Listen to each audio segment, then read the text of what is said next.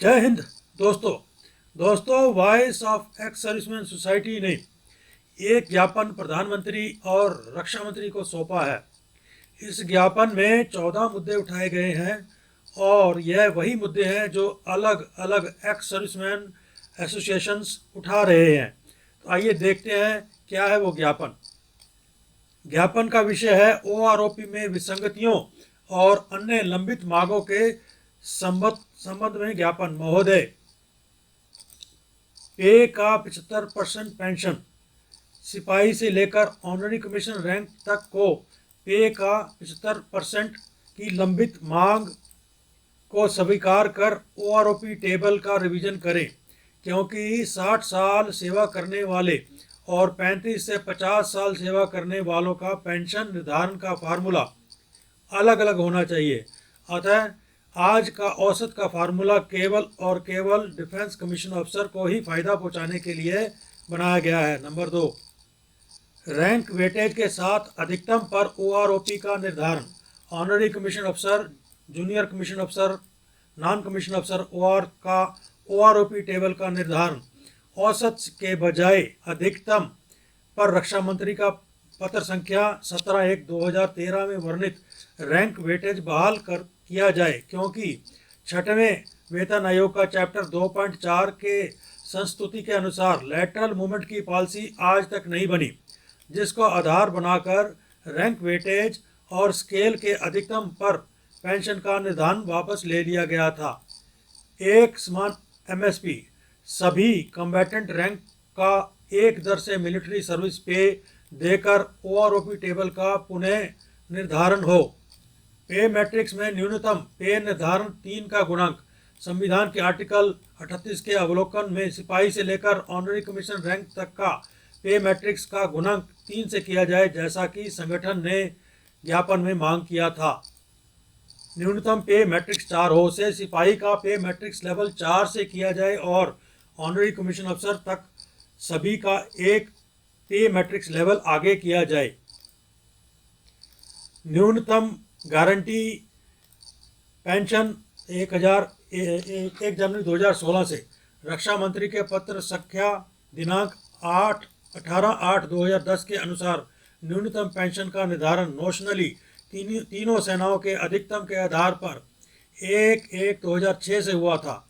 7वें वेतन आयोग में भी 1 जनवरी 2016 से नोशनली न्यूनतम गारंटी पेंशन का निर्धारण किया जाए।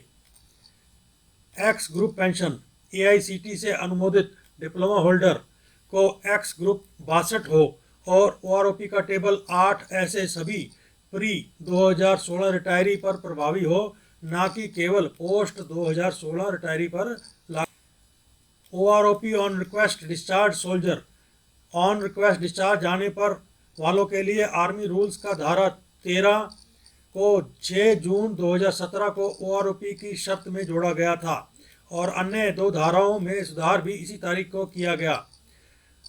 इसलिए 6 जून 2017 से पहले पेंशन जाने वाले सभी को ओआरओपी का लाभ दिया जाए। डिस्चार्ज के बाद प्रदान ऑनररी रैंक, डिस्चार्ज जाने के बाद अवार्ड किए गए honorary subedar major, honorary lieutenant, honorary captain सहित सभी ऑनररी रैंक्स को स्थायी रैंक के बराबर पेंशन दिया जाए। 10वां, financial degradation of honorary lieutenant captain, honorary captain और लेफ्टिनेंट रैंक को 4th पे कमीशन के अनुपात में मेजर के बराबर पेंशन दिया जाए। 11, एक समान लिबरलाइज फैमिली पेंशन, वार इंजरी एलिमेंट, डिसेबिलिटी पेंशन, सभी रैंक को एक दर से डिसेबिलिटी पेंशन, वार इंजरी एलिमेंट और लिबरलाइज फैमिली पेंशन दिया जाए, क्योंकि पराक्रम और त्याग का मूल्यांकन रैंक और सेवा काल के अनुसार नहीं किया जा सकता। डिसेबिलिटी पेंशन का ऑफिसर और जवानों का अनुपात 4थे पे कमीशन और 5वें पे कमीशन में क्रमशः 1.66 और 1.67 का था। तत्कालीन रक्षा मंत्री जी भी डिसेबिलिटी पेंशन की गैप को कम करने के पक्षधर थे। अन्य देशों में डिसेबिलिटी का निर्धारण आश्रितों के आधार पर भी किया जाता है। साधारण फैमिली पेंशन, साधारण फैमिली पेंशन सर्विस पेंशन के बराबर हो। पॉइंट नंबर 13, तीनों एमएसीपी 17 साल से पहले, तीनों एमएसीपी का लाभ 17 साल के पहले दिया जाए। ताकि जो सिपाही की अधिकतम सेवा करने की सीमा है इसका 1/1/2006 से पहले गए पूर्व सैनिकों पर भी लागू किया जाए, क्योंकि अधिकारियों को टाइम स्केल प्रमोशन है और 21 साल के मेजर को भी पेंशन का लाभ देने के लिए पे बैंड 4 में सिर्फ पेंशन के लिए किया गया था। एक्सटेंडेड AGIF का लाभ 85 साल की उम्र तक, AGIF, AFGIS, AMGIS के तहत एक्सटेंडेड इंश्योरेंस स्कीम से ईयर ऑफ रिटायरमेंट की शर्त को हटाकर इसका लाभ 85 साल की उम्र तक दिया जाए। दोस्तों, ये मांगे तीनों सर्विसेज के पेंशनर की मुद्दों को ध्यान में रखकर दिया गया है।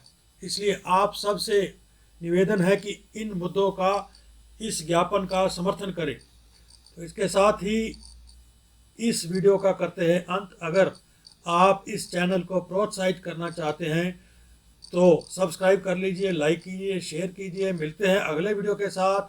तब तक के लिए जय हिंद।